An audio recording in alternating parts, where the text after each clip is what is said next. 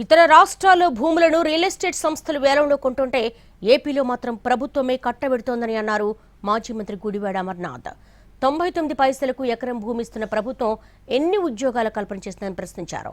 ఉద్యోగాల కల్పన లేకుండా ఎందుకు భూములను 99 పైసలకు ఎకరం చొప్పున ఇస్తున్నారని నిలదీశారు. భూమి ప్రభుత్వం ఫ్రీగానే ఇస్తుంది. జరిగేటువంటి నిర్మాణంలో జరిగేటువంటి ఖర్చు కూడా ప్రభుత్వమే ఇస్తుంది.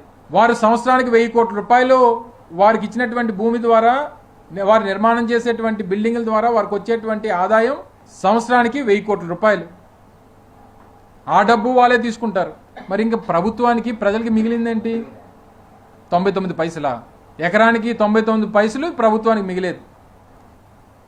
భూమి ఉచితంగా ఇచ్చి నిర్మాణ ఖర్చులు మనమే ఇచ్చి అద్దేమో వాడు తీసుకొని తిరిగి కనీసం ఉద్యోగ కల్పన అనేటువంటిది ఒక నిబంధన తప్పనిసరిగా ఉండాలి, ఇన్ని వేల ఉద్యోగాలు కల్పించేటువంటి బాధ్యత మీ సంస్థ తీసుకోవాలనేటువంటి నిబంధన కూడా లేనప్పుడు అసలు భూమి ఎందుకు ఇస్తున్నట్టు మీరు రియల్ ఎస్టేట్ సంస్థలకి? సత్వా అనేటువంటి కంపెనీ కానీ, లేకపోతే కపిల్ అనేటువంటి కంపెనీ కానీ, లేకపోతే లూలు అనేటువంటి ఒక సంస్థ కానీ, లేకపోతే ఇంకో సంస్థ కానీ ఇవన్నీ కూడా పక్క రాష్ట్రాల్లో